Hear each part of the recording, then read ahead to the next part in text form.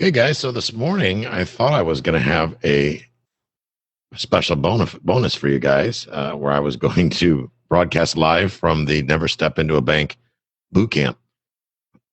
Well, the problem with that is I forgot my laptop.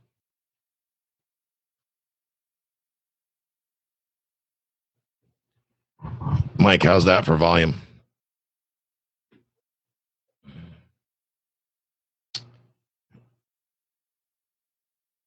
Volume's good. Okay. So, Mike, if you can't hear me, I would recommend turning up the volume.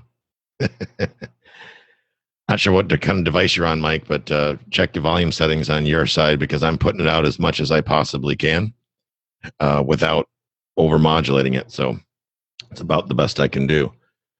So today, folks, we are going to, like I said, I was going to give you a bonus opportunity with the Never Step Into a Bank boot camp. The problem is I left my computer at the house, drove all the way over to Tampa to realize my MacBook was sitting at home in the living room in my briefcase.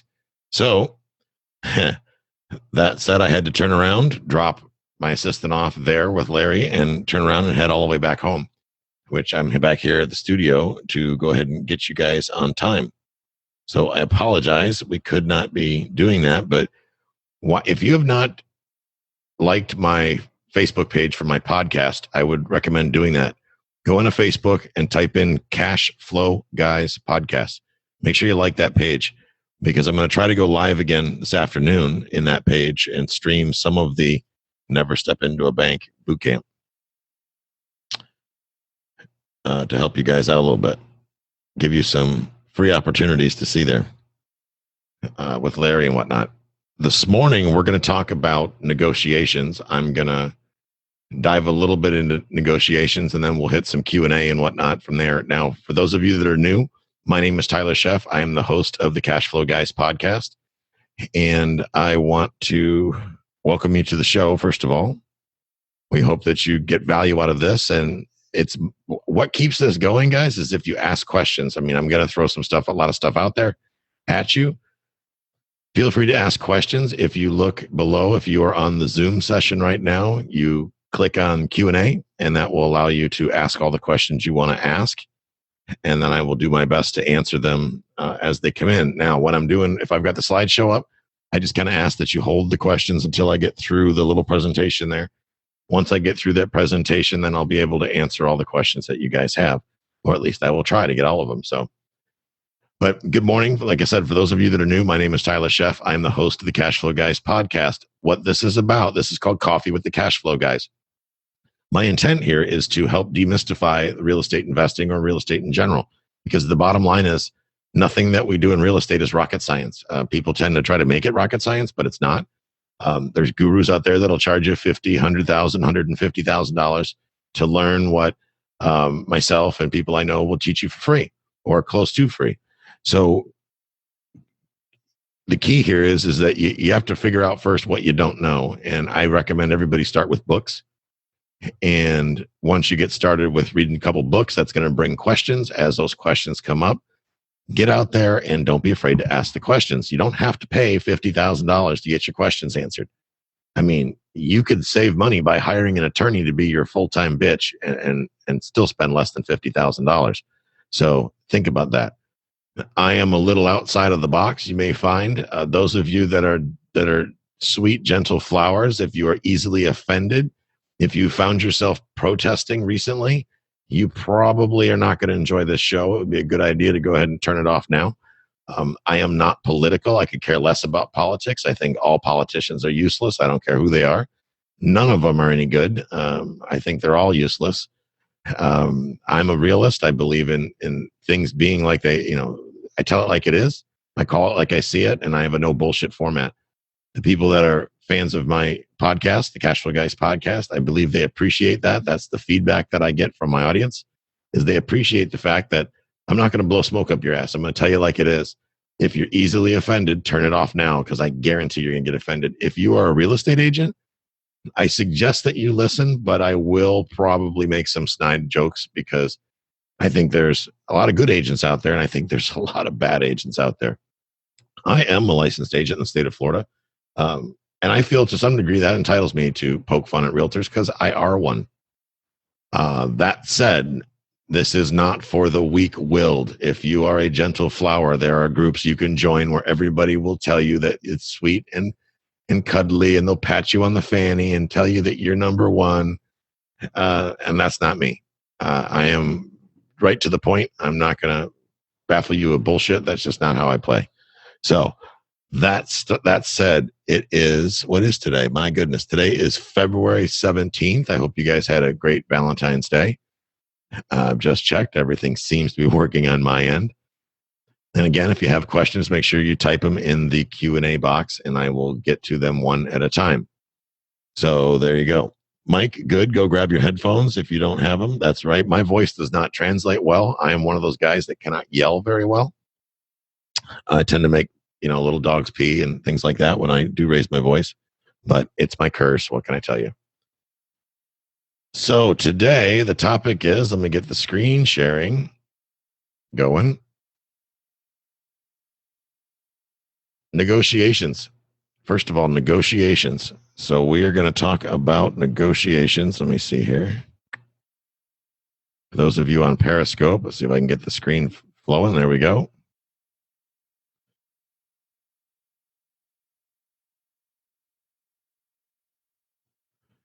All right. So everybody should see the screen up in front of them. Ladies and gentlemen, to successfully negotiate, you have to understand, and this is to buy a property, you have to understand the strategy behind how the seller priced their property. Or if it's listed with a realtor, you have to understand the strategy of how the listing agent arrived at the price. If you don't understand the strategy, you're never going to be able to negotiate out of it. I'll say it again. If you don't understand the pricing strategy, you are never going to be able to negotiate around it or through it.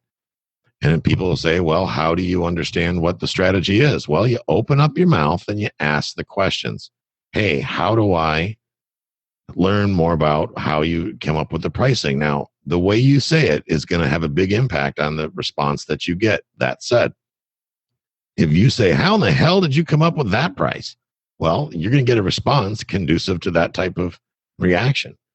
However, if you say, I find pricing of real estate fascinating and I like to learn new things every day. So could you help me understand how you arrived at the market value or the asking price so that I can maybe learn something from this? Another way I can do it, if it's a real estate agent, I'll say, oh, this is an income property, correct? Yes, it is. Okay. Did you use the income method to determine the value or the comparable sales method? And their agent will think about it for a second. 9 times out of 10, their response is going to be somewhere along the lines of comparable sales. That's the agent's go-to. That's all they really tend to know is the comparable sales method. Nothing wrong with that if you're pricing a property for people that are going to move in and live in the asset, and instead of making an asset, make it a liability. If it's a house you're going to buy, you're going to move in and live in it, whatever, use comparable sales. Got no problem with that. But if it's an investment property, then you need to be pricing it based on, or valuing it rather, based on the income it generates. In other words, I don't care if the house will sell for $200,000. The fact of the matter remains, it rents for $900, and I can only pay you based on the fact that it produces $900. Not anymore, unfortunately. So keep that in mind. You have to number two is you have to understand why they are selling. And this, I can't hit this home enough. You have to understand why they are selling. If they have it up for sale because they're bored and they're testing the market to see how things are going to shake out, well, that's fine. But you need to know that. Because that type of seller, you're not going to go in and offer them 70% of ARV minus repairs. And yes, I say that like a smartass. And the reason why I say that like a smartass is because, guys, have some ingenuity. If you do the same thing that everybody else does, you can pretty much expect a similar result. In other words, everybody's a wholesaler today. Everybody's a wholesaler. Well, I'm going to flip and I'm going to do wholesale until I can buy and hold. That's garbage. Everybody says that. Gurus try to pitch that because it's easy to write a wholesaling course. any jackass can write a wholesaling course. I'll write one for you right now. Hold on. I'm going to write it right now. Bear with me. So much so that I'm going to go ahead and stop sharing so you guys can see this on the screen. Here's my wholesaling course 101. Buy low, sell high. The end. The cost for that, today only, if you act now, today only, $997. For $997, I will teach you very little about real estate, and you can get rich overnight. Today only, $997. Buy low, sell high. Swipe your credit card. What could go wrong? I digress. Back to negotiating. So you need to understand what the seller will do with the proceeds of the sale. Last night, we were at Larry Harbolt's Never Step Into a Bank seminar, and it was awesome, as it always is, but we had a special guest come in, Peter Fortunato. Peter Fortunato is a legend real estate investor, truly a legend. This guy, I'm telling you, he should write a book. He blew our doors off for almost 2 hours last night. Absolutely epic session. I begged and pleaded to record it. He wouldn't have it. That's okay.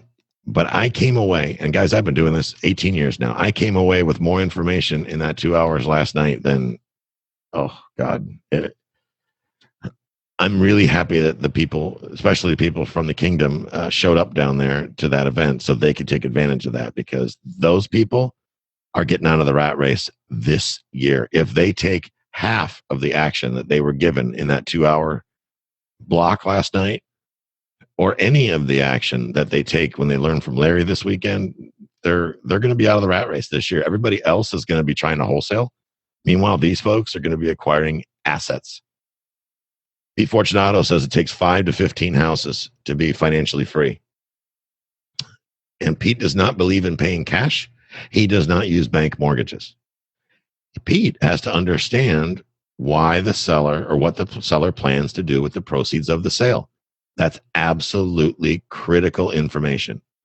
Mr. Seller, I'm curious, what are you going to do with that big pile of money? Ha ha ha. Saying it in a way that the seller is not offended or not put on guard will help you get to the answer. In other words, don't do the old punch him in the throat and say, hey, dude, what do you plan on doing with all that money? That could offend the seller. Don't go down that road. Instead, talk to them about the moon, the stars, the whatever, build rapport, and then ask the question, hey, I was curious, I'm going to probably, if I wrote you a check for this, that's a big chunk of change. What are you going to do with that big chunk of change? Ask the question. It's a realistic question. Nothing wrong with that. When you get your answer, that's going to help you decide how you're going to write your offers. In other words, your offer needs to meet the seller's criteria. It needs to solve their pain. If your offer does not solve their pain, you're wasting your time. Guys, don't go to retail properties. In other words, something listed on the MLS by a realtor where the seller lives on a country club. The house is gorgeous. You find out that the seller's got a new job and they're making twice as much money and they don't really need to sell, but they thought they'd try it. Don't go to that guy or girl and make a lowball offer. You're wasting your time. You make offers that make sense and solve the seller's pain. If the seller doesn't have any pain, don't write the offer. It's that simple. You can't just expect a deal just because I'm an investor. I deserve a deal. I'm an investor. No, you're an idiot. Back away. You have to be direct to the seller or the decision maker. And I know a lot of you spend time working on properties that are listed by agents. I'm not saying there's not necessarily anything wrong with that. However, if you're going to work on listed properties, then you have to be confident that the agent is willing to share with you the reasons why the seller is selling and what they're going to do with the money. I think you will find that it's highly unlikely the agent will be willing to do that, because they have what they call a fiduciary responsibility to their seller to provide them with some sort of limited confidentiality or complete confidentiality, depending on their relationship. So don't think you're going to march in there to a property that's listed on the MLS and demand that the listing agent tell you what's up with the seller, because they'll probably tell you to pack sand. That said, if you take the time to build rapport with the agent, there's nothing wrong with asking that the agent be present when you go deliver the offer to your seller. People are like, you can't do that. The agent won't allow it. Here's the news for you guys. The National Association of Realtors Code of Ethics clearly says that the listing agent must present all offers. You are entitled to be present when your offer is being explained to the seller. Nothing wrong with that. It's actually written right into the Code of Ethics. So you need to use that. Go get in front of the seller, because I don't think anybody's going to be able to explain your creative offer as well as the person that wrote it, which is you. So think about that. You will get pushback from a lot of agents. Agents are somewhat insecure sometimes when they're afraid that you're going to steal their customer or they're going to get cut out of the deal. So that said, when you're building rapport with them, one of the things that you need to think about is making sure that they understand that you are going to make sure they get paid. Okay. First and foremost, if the agent gets any inkling that you are not going to, you're going to figure out a way to not to compensate them, you're asking for trouble. You're absolutely asking for trouble. Frankly, I think that's a BS move. I think that doesn't make good sense. Why would you want to screw somebody out of a paycheck? If that's the mentality you have, you're probably not the kind of guy that's going to last very long in real estate. I hope somebody's going to put you in your place, because you don't really belong in my market. That's for sure. You take care of the people that you work with. You know, you're dealing with people, and you have to understand that you are dealing with people. Real estate is a people business. Okay. It's not about how quickly you can get over on somebody or how savvy you can use your silver tongue and talk them out of their property. That's not how this works, guys. If you do that, you're not going to last long in this business. The business will eat you up and spit you out. So instead, make friends. Build rapport with people. You should treat them like your family members, assuming that you like your family members. Write offers that make sense and that solve their problems. That's important. Show the deal breakdown based on the asking price. In other words, everything in my market by my criteria right now is overpriced. I don't care if it's for sale by owner. I don't care if it's being offered by a wholesaler. I don't care if it's on the MLS. Doesn't matter. The prices are through the roof. I'm convinced that people are guessing. Pretty much everybody in my market is guessing. That said, very rarely have I ever seen a deal that was written saying, please come by me. Hey, how about you take my brand new house for half value? Guys, that never happens. Let's be realistic. People automatically are going to price their properties at as much as they think they're worth. Wouldn't you? I mean, would you go take your nice house when you don't have a problem and offer it to everybody for a discount? Hey, come take my money. Yeah, it'd be great. Want my card too? That'd be awesome. The couch, yeah, you can have that too. No. Properties that are for sale, their asking price is almost always inflated. Anybody, that's just reasonable. That's what people do. You couldn't expect any different. We all know we would do the same thing. So if you're looking for a deal, you have to go make a deal. You have to find properties where the seller has a compelling need to sell. That could mean that the house is falling apart. It could mean they're behind on the mortgage. It could mean they're about to get a divorce and they can't stand their spouse and they just want to get rid of this house. It could mean that somebody recently died and the house was inherited. There's a million different reasons. They didn't pay their taxes, property tax or otherwise. Million different reasons of why people would have a compelling need to sell their house. It could be something as simple as people they just decided that they needed the money for something else, like maybe paying medical bills. I had one once where the people had 20 grand in medical bills. So they thought selling their house would solve that debt. What they quickly realized is that we could pay that debt off using their house, and they could get structured payments over time. So that became a win-win. It's absolutely critical when a property is grossly overpriced, especially income properties. Income properties listed by realtors in a lot of cases. Here's the deal. Properties between 2 to 4 units fall into the residential realm of things usually. Commercial agents usually don't want to mess with duplexes, triplexes, and fourplexes because it's too small. It's not sexy enough, whatever the reason is. Commercial agents generally will not list those. They will, unless they're starving to death. So that leaves the residential agents. The residential agents, all they understand is comps, because in the 64 hours worth of training they got, if they're in Florida anyway, the only thing they understand is comps.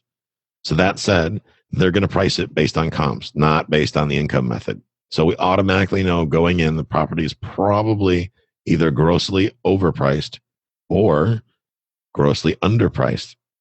I have bought multifamily properties that were grossly underpriced just because they used comps. They took an average of single family houses that were in a rough area, that were in a declined market, and they used that to assemble property value. Beautiful. That worked out to my advantage. Thank you very much. However, when they're overpriced, that's another thing. So using this next piece here, show the deal breakdown based on the asking price, is a great tool to get the price where it needs to be by basically taking their numbers. Hey, Mr. Seller, I know you want $200,000 for this duplex. And you had said to me that it rents for $600 per side, right? Yes. Okay. So $600 a side, that's $1,200 per month income coming in. Is that correct? Yes, it is. Okay. So here's how that boils out. And you go through the deal and explain to them based on their numbers, because remember, your numbers are always going to be incorrect. Their numbers are the ones that matter. So you use that, you kind of turn it around against them, kind of to some degree. Here's the breakdown based on your numbers. Based on your numbers, I'd be losing $546 a month, let's say. Can you help me understand how that would be a good investment for me? Because I'm missing something. I'd say absolutely nothing. Not a word. Just kind of hang out and listen to what they say. For those of you on Periscope, if you want to be part of this conversation live, go to cashflowguys.com/coffee, cashflowguys.com/coffee, and register. And you can jump in and ask questions during the Q&A. For those of you that are in the actual webinar, understand that while I have the slide up, I cannot see the questions. I will get them answered when I turn off the slideshow here in a few minutes. So by showing the deal breakdown, folks, you can show them in a way they can understand for themselves, because the numbers never lie, that the numbers they have it at simply won't work. One strategy I've done to avoid telling somebody that they're overpriced, because if you go in and say, well, you're just overpriced, that's not going to get you very far. People don't want to hear that they're wrong, so don't tell them that they're wrong. Hey, Mr. Seller, I'm losing money on this deal based on the way it's written. Let me ask you, is it possible you could get the rents up to $1,000 each, $2,000 a month before closing? Because if you can, then I could probably do this deal. And they're going to say, oh, well, no, that won't work. Oh, I see. Okay. So how else can we put this deal together to make it make sense? So it's a win-win. Simply asking those questions make a huge difference in how the negotiation plays out. Whenever possible, ladies and gentlemen, always be face-to-face when negotiating. Be face-to-face when negotiating. In today's world, I kind of have a hard time believing people cannot be face-to-face, because we've got things like Zoom, this great platform that we're using where we can be face-to-face. We've got Apple FaceTime. We've got all these different tools that will allow us to be face-to-face with the seller, the decision maker. That said, if the property is owned by more than one person, everybody needs to be involved in the negotiation. Do not negotiate once with the husband and then go back and negotiate with the wife. Do it all at the same time, or don't do it at all. Here's why. If you get agreement with the husband, and now the next day you have to go get agreement from the wife, I can almost guarantee you hubby has changed his mind and the deal will fall apart. I almost guarantee you that'll happen. So don't fall trapped to that, okay? Make sure that all the decision makers are present. When you're face-to-face, you can gauge people's responses to what you're saying. You can look them in the eye. That's a big deal. Now, I know that the millennials out there, you guys don't look anybody in the eye because you're too busy looking down at your phone. But you got to leave the phone in the car, guys. Leave the phone, the iPad, the MacBook, all that other crap in the car. Witches in Warcraft can wait until you're done doing negotiating. Facebook Messenger can wait. You don't have to tweet and Twitter and Snapchat and all that while you're in a negotiation, you can wait.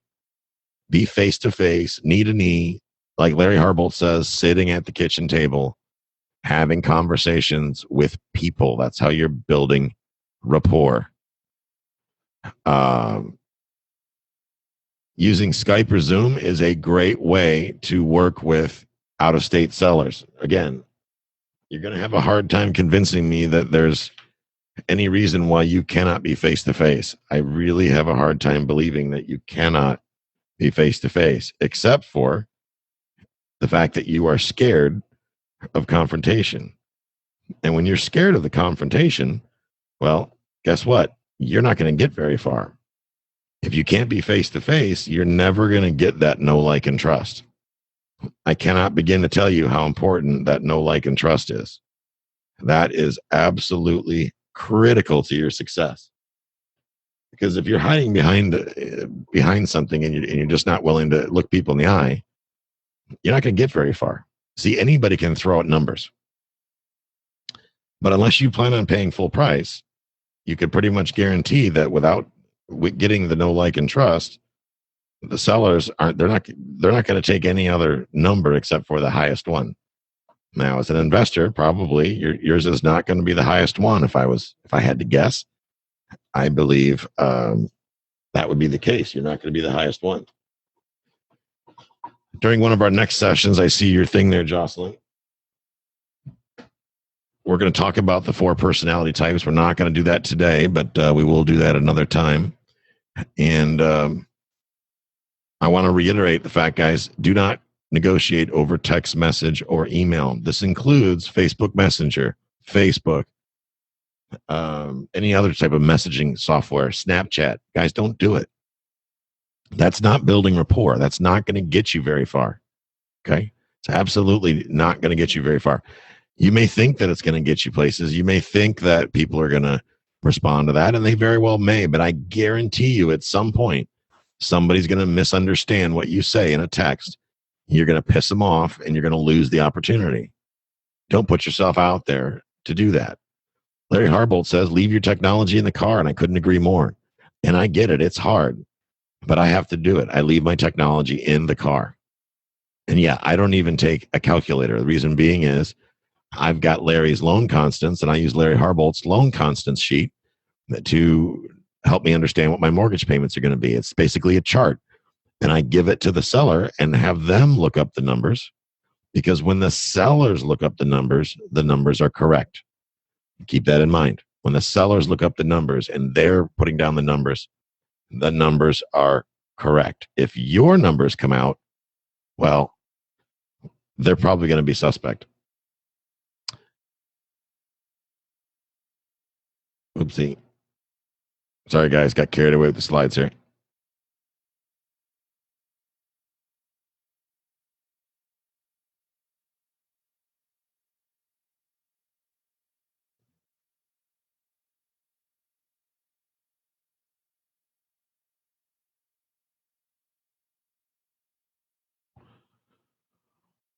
Working with realtors and wholesalers, I want to cover this, and then I'll get into your questions. The things you have to ask. Everything I teach primarily has to do with buy and hold investors, those people that actually want to build wealth, not flippers and wholesalers. Nothing against flipping and wholesaling, but guys, that's a job. That is one tool in a toolbox. If you identify yourself as I'm a wholesaler, that's pretty limiting right there. That says all you understand is that wholesaling. That also tells me that you're broke, you don't have any money, and the only thing you can come up with is wholesaling, which, if that's what it is, but I would try to think bigger and better if it were me. That's just me. Do they own rental property? This applies to realtors and wholesalers. If you're buying rental property and you're dealing with a wholesaler or a realtor, do they own rental property? An interesting thing that Pete Fortunato said yesterday, in all the years that he's been in business, which is like 40 some years, he has never once bought from a wholesaler, because he's never once had a wholesaler actually ask him for his criteria. Never once. That's a shame. That's just sad. Wholesalers are, I believe, afraid of terms. That's pretty sad, because they're missing millions of dollars in commissions by not being afraid to negotiate terms. Same goes for realtors. Dealing with a wholesaler or a realtor, you have to ask them, how are they determining the property value? I can tell you how. Both of them are using comps, after repair value. That's a garbage number. That number does not matter. If you're a real investor and you're buy and hold, then comps don't matter. I don't consider fix and flip. I don't consider wholesaling being investing. That's just a job. Okay. You're not really investing anything except sweat and tears. That's not going to work. The value of a property really depends on what someone is willing to pay for it. In other words, if I think a property is worth $100,000, for example, John Williams over in Charlotte may think it's worth $50,000. That doesn't mean that either one of us is wrong. It just means that we have different perceptions of value. Everybody has different perceptions of value.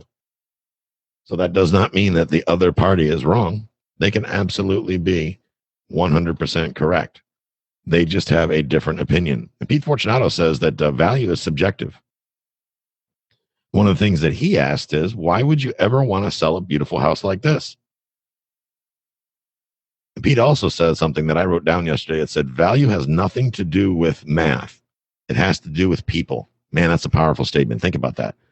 Value has nothing to do with math. It has everything to do with people.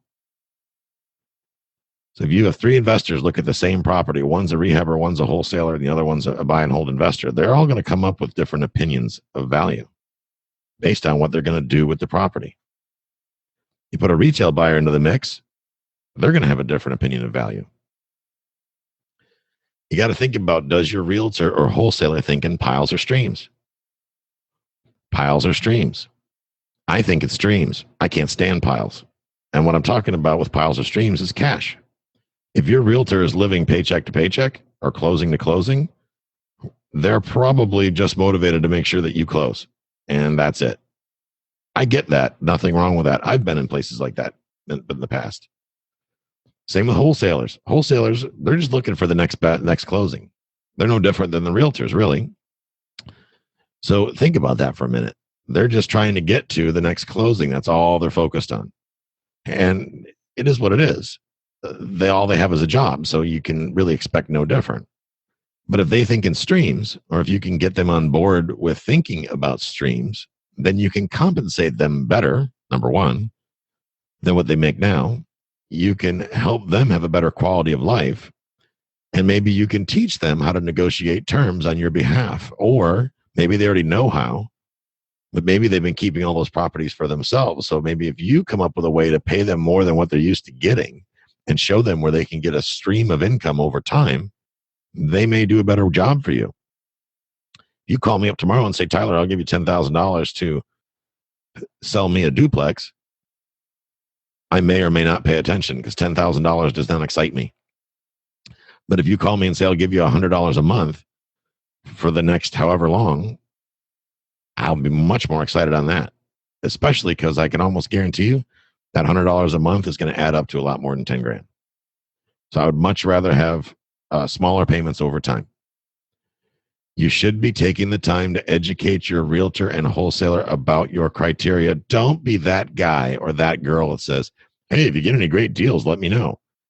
Your phone's never going to ring, guys.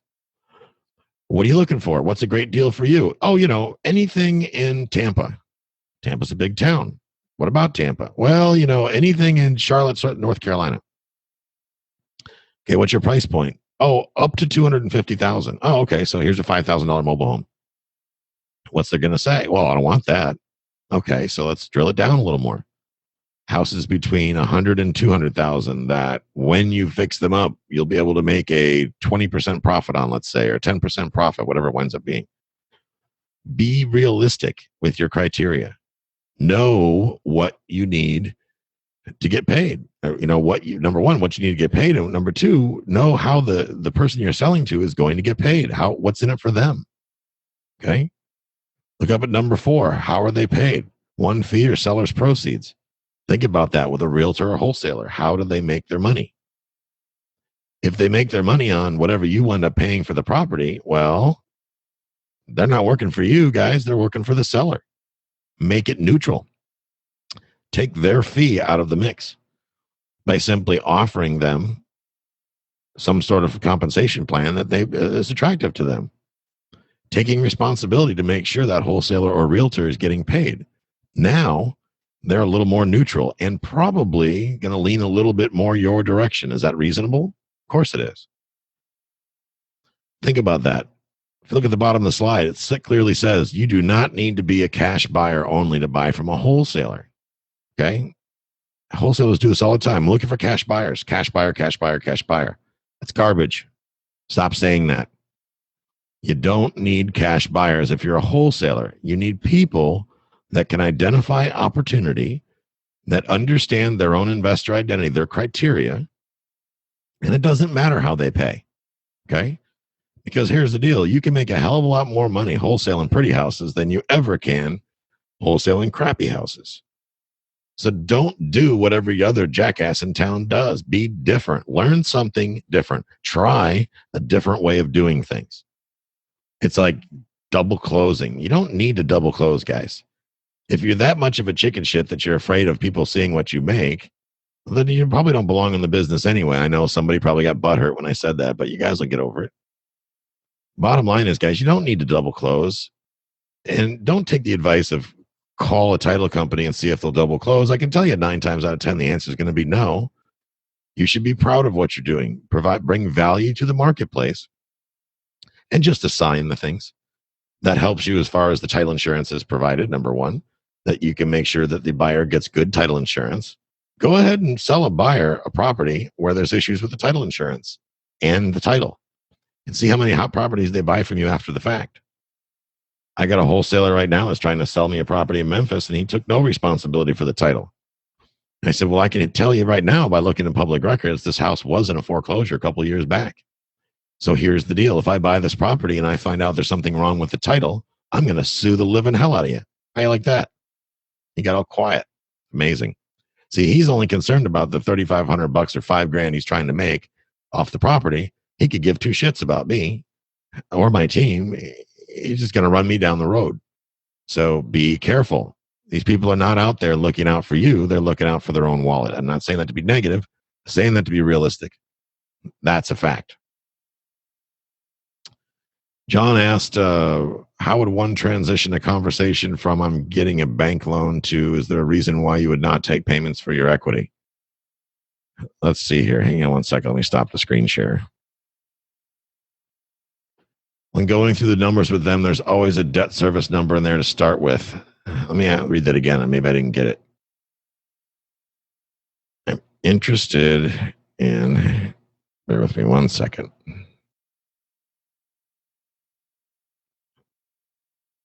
Transition a conversation from I'm getting a bank loan. I'm not quite sure what you mean by you're getting a bank loan. Are they telling you they're getting a bank loan, or you're telling them? I talk about you're talking to the seller. I mean, I never mention I'm getting a bank loan because I don't get bank loans. That's where you start with mindset. My mindset is that I don't get bank loans. My mortgage broker loves me, but not because I get mortgages from him. It's because I send people to him to get mortgages. So for me, I would never say that. My mindset is, so how much equity do you have, Mr. Seller? Oh, well, I've got $20,000 in equity. Oh, okay, that's cool. So how do you want to go ahead and receive your payments for that equity? You want that at like $200 a month, or would you rather have annual payments, or how do you want to structure that? And say nothing. Because if you convince yourself that this is how you do business, then other people are going to get on board. But if you're all sheepish, hiding behind him going, oh, he's doing me a favor if he takes payments for his equity. No, you're doing him a favor that you're buying this crappy house. Think about that. Change your mindset. Think of things a little differently. Try it out. See how it works for you. I guarantee if you practice this and you really convince yourself that this is the way things happen, you're going to be far more successful. Every single deal I sit down to try to negotiate, I had just assumed people would want terms. I've done such a good job of convincing myself of this that when people tell me they're not willing to accept payments for equity, I'm shocked. You want cash for your house? Wow, it's been a long time since I've paid somebody cash for their house. Cash, that stuff that the government prints out that has no backing. You know, Mr. Seller, it's interesting. What a lot of my real savvy sellers like yourself tell me is that they really don't want the cash. What they want is what the cash will bring them or buy them, whichever you want to say. And they think about that for a second.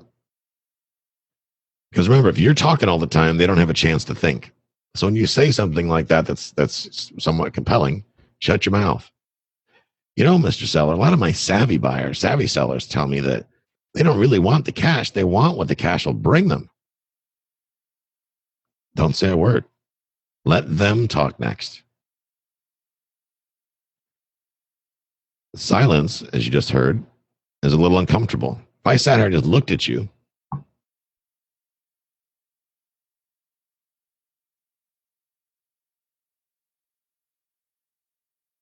feeling uncomfortable yet? Feeling a little creeped out? I am. It works. Trust me. Don't be in a rush to get into the negotiating. Spend the time to build some rapport with the seller. Do not get into a rush. If you get in a rush, they're going to feel rushed. When people feel rushed, they get a little nervous. When people get nervous, things are not going to go your way. Think of the defense mechanisms that people use when they're nervous. Don't go to that place. That's a bad thing. Paul in Canada asks, when you are showing a deal breakdown, what math are you going to use? Is it if it was seller finance for $350,000 and a rent for $1,100 each side? Okay, good question. Let me get a sheet of paper here and I'll tell you right now. So first thing I'm going to look at is $350,000 purchase price. And $2,200 income. So the very first thing I'm going to do is I'm going to run my 1.5 rule that some of you think that doesn't work. It works everywhere. And if it doesn't work, you suck at negotiating. Ha! How do you like that? So 2,200 divided by, so I'm taking the gross income per month, which is 1,100 each side, times 2 is 2,200, right? I'm assuming that it's a duplex. Is this a duplex?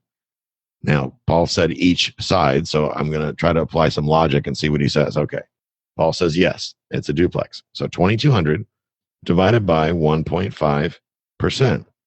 That tells me that the most I can pay for this property, all in, that includes all of my expenses, cannot exceed $146,000. So if dude's asking $350K for a duplex,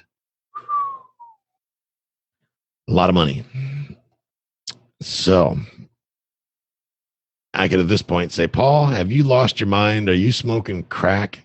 What the hell is wrong with you? You stupid Canadian. I can't believe that you would overprice your property like this. No wonder you guys don't tip when you come to Florida. Just kidding. That's not going to work, guys. That's never going to work. All you're going to do is piss off the seller. I probably got Paul in tears already. But seriously, $2,200 in income. That's what I'm going to look at first. So $2,200 in income. First thing I'm conservative. Keep this in mind. Other people will tell you different. Like Pete Fortunato says 40% for expenses. Well, Pete's a lot smarter than me and a much better negotiator than me. So because I'm not as smart as Pete, I'm going to make it simple. I'm going to pretend my expenses are half of my gross income. So 2,200 minus 1,100 equals 1,100. So for me, I'm looking at, all right, $1,100 is what I have left over after paying the expenses for the property. That's assuming the expenses are 50%. Remember, these numbers I'm using are numbers that I'm using to negotiate with the seller. So I'm not going to make them in their favor. I'm going to make them in my favor. Hey, Mr. Seller, you're an experienced investor. You figure expenses usually run about 50% of the rent, right? And say nothing. And half the time they'll go, yeah, especially if you shake your head. Yeah. Okay, 50%. So 2,200 rent coming in, right? Yep. So half of that's 1,100, right? Yep. All right. Can you keep notes for me while I'm thinking this through? Sure. And they start writing it down for you. Remember, if it's their math, It's correct. And always seek agreement from them. Remember, you don't want to disagree with the seller. You want them to educate you because you're not as smart as they are. They're much smarter than you, right? So 1100. So that's 1100 is what you have left to pay mortgage payments with. Okay. So I want to make sure that I can pay my mortgage payment twice and still have some profit. That's me. So usually what I would do is I take the 1100 figure and I divide that by 4. That means there's $275. There's 4 shares of $275. Remember, I want to pay my mortgage twice. So that means my mortgage payment has to work with that math. So based on that, if my mortgage payment was $275, I need to be able to pay that twice. So $275 and $275, which means $550, which means I will cash flow $550 on this property. So for me, I would start right there with my debt service. I need to be at $275 a month to make this make sense. You would agree, right, Mr. Seller? Feeling that uncomfortable silence yet? I am. They're going to say, first of all, when you said that, remember, we haven't discussed price. He said he wanted $350. That's fine. That's how we can do that. Now, 90% of you are going, they're never going to take $275 a month. I call bullshit because you don't know that for sure. Okay. You don't know that. You don't know that because you haven't asked them. Like the pretty girl at the dance. You ever wonder why the ugly girl or the ugly guy at the dance always gets to dance with the pretty girl? Well, because he's the only one that had the balls to ask. Think about it. Some of the best deals I've had have been coming in after 30 people have already made ridiculous offers. And the seller's so wound up by the time I got there, I'm not taking a penny less than $350. You're goddamn right, sir. I don't blame you one bit. I wouldn't take less than $350 either. Here's how we can do that. And you start doing the numbers. Have them do the numbers. Think about that. It's pretty powerful. It works. A lot of you have animosity or anxiety, I should say, over negotiating. Oh my God, they're going to say no. It's going to be painful. The seller's going to get mad at me. The seller is as nervous as you are, first of all. Probably more nervous because they have something to lose. The only thing you have to lose is a little bit of time and maybe get your feelings hurt when they say no. But a seller has equity to lose. They could do a bad job negotiating. All their friends could make fun of them. The cat could scratch their eyes out. All kinds of bad things could happen. They could get stressed out pretty easy. So think about that. Put yourself in their position. They're just as freaked out as you are. So relax because nothing's going to hurt you. So that's how I would do it right there, Paul, is that simple. I'm not going to don't get caught up using complicated math and complicated formulas. Lady I know has this formula where she takes the $200 per unit rent, multiplies it by the number of units or something or other. It kind of works, but it's so complicated that number one, most people can't remember it. And number two, most sellers aren't going to understand it. And if the seller cannot understand what you're doing, well, that's a problem. So there you have it. Deb in Memphis, library just opened, just hopping on. How can I be different as a wholesaler just starting out? Do the exact opposite of what all these gurus teach you. Gurus teach double closings. Call title companies to see if there's double closing, if they'll take double closings. That's a newbie talking. If somebody's teaching you that, you should get your money back if you've paid them. And if you haven't paid them, then don't listen to them anymore because that's ridiculous. Your job is to transfer the deed from the seller to the buyer. You should always, in my opinion, if you want to build wealth, you should be first focused on how can I get my name on that deed first. So I try terms on everything because I don't like to spend cash. Okay. I don't even carry cash. It's dirty. I see cash on the men's room floor. Blech. Cash is evil. Cash is dirty. Mindset. I don't like cash. So I'll sit there and I don't believe in the double close. I don't believe in cash. So the first thing you can do to make yourself different is to do different things. Get your mind right. Grant Cardone says, get your cash flow right. Where's your money? Get your money right. He's absolutely correct when he says that. Gets his money right. So think about that. Don't say I buy houses cash, because you don't buy houses cash unless you have cash and you buy houses. Then you can say I buy houses cash. You don't buy houses cash. Come on. I solve real estate related problems, because you do that.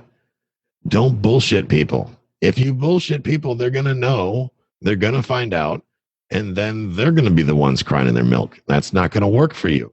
People won't trust you. You don't have to bullshit somebody to make money in this business. You just be honest with them. I go look at an apartment building. People are like, well, let me see your proof of funds. Why the hell would I send you proof? I don't have a $750,000 sitting in the bank. Shit. Be lucky if I got $300 in the bank this week. I raise capital with partners. Hell, I haven't even started the company yet that we're going to use to buy this thing. So we're totally broke right now, technically. Tell me why I need to even go through the energy of raising the capital to acquire this asset in the first place. Sell me the building. I don't believe in a seller's market, a buyer's market.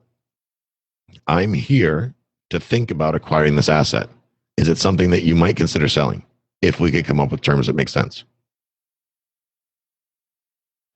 Think about that for a second. It's all on how you deliver it. It's on how you say it. So that's that. Does that help you guys?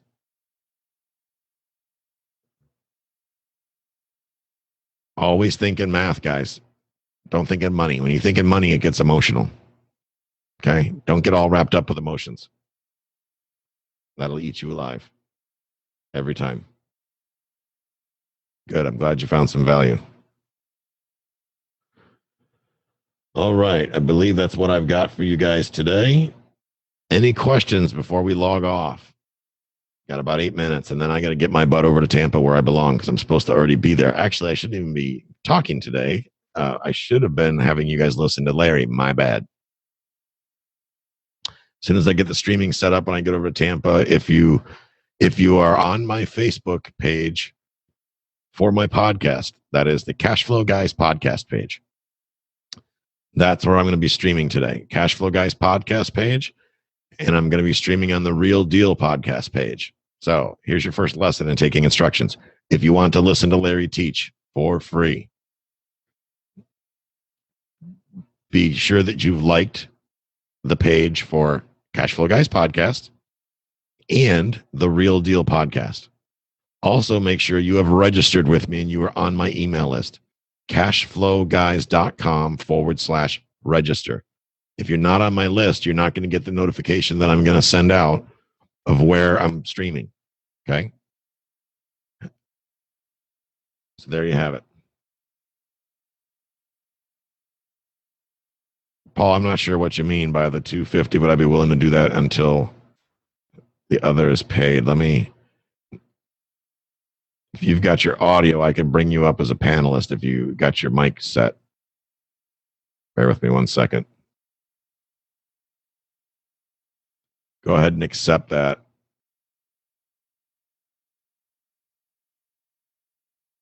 And let's see. You there, Paul? Hey, how you doing? Good. No, yeah, I was just curious on the $250 that we were talking about that you would be giving for the payment, correct? Yep. So $250, you would be giving them that until the $350 would be paid. Correct. Okay, that's basically what I had in store.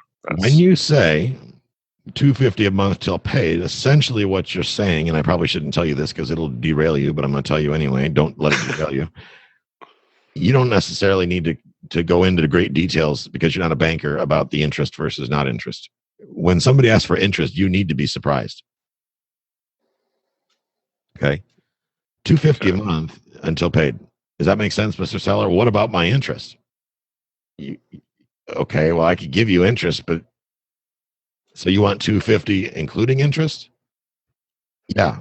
Okay, well, here's how we can do that. So in that case, you would extend the term to get to that payment. And when they talk about interest, because they will, everybody thinks they need interest.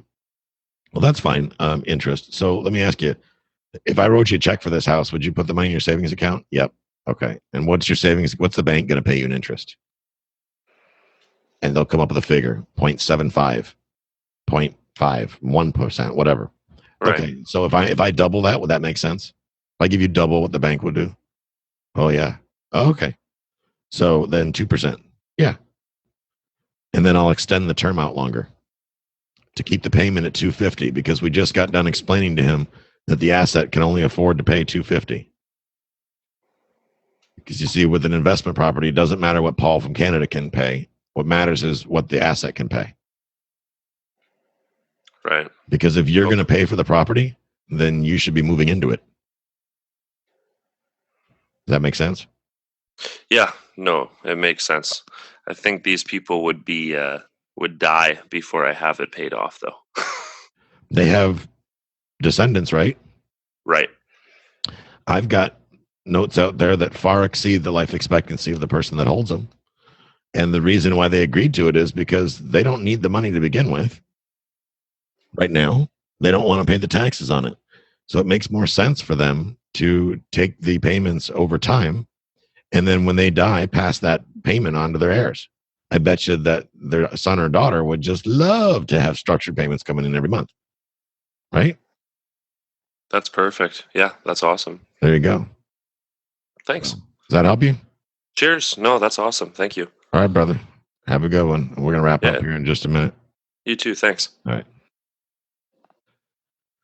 Pat says, so after you use the income to 1.5 to get income divided by 1.5 to get max offer, what math do you use to come up with a more specific offer? After you have taxes and utilities, insurance, and how do you present that to them? Well, basically, I break out all the expenses. So I will start with let's see here. Do I have a whiteboard I can get up? No, I don't. I start with the income up here at the top. Here's what it rents for. And we've got all of the different expenses. I mean, everything. I pull out everything but the kitchen sink, the water bill, the insurance bill, the property tax, the property management needs to be in there. All the expenses. And I could show you guys a slide here. Give me 1 second. That has a good number of them in it.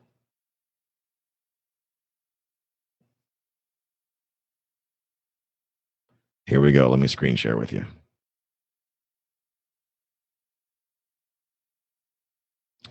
All right. There you have it.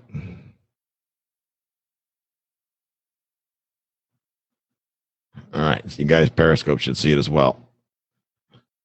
So take a snapshot of that with your phone. Those are common expenses. Now, common does not necessarily mean all. It means common. These are the most common ones. As far as the math that you use, I would go rent minus vacancy loss, minus insurance, minus management, minus property taxes, minus utilities, minus lawn, electric, CapEx, minus cleaning and maintenance equals NOI, net operating income. NOI minus debt service. Period. NOI minus debt service equals what's left over for you. So really what you're negotiating is what can the asset afford to pay.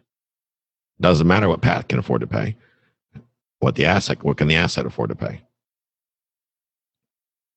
And I present that to him just like that. If you take the onus, the responsibility of making the payments off of you and onto the asset that they own, well, Mr. Seller, this asset is underperforming right now, so it's not going to be able to pay you the payments that you want. I'm going to have to get it performing, and for me to be able to do that, I'm going to be spending some money.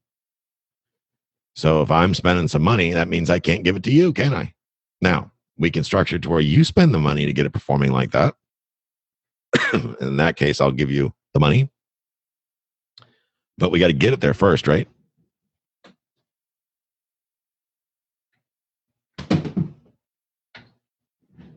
Sorry, guys, got a tickle. But this is one of the things that people overlook is that they're so caught up in everything, they're not paying attention to the mindset behind, who's really paying here. It shouldn't be you. It should be the asset. The asset should always be paying. And if the asset can't afford the deal, neither can you. Period. Neither can you. So that's what I got for you guys. It's 10 o'clock. I need to get my butt over to Tampa. I hope you found some value today.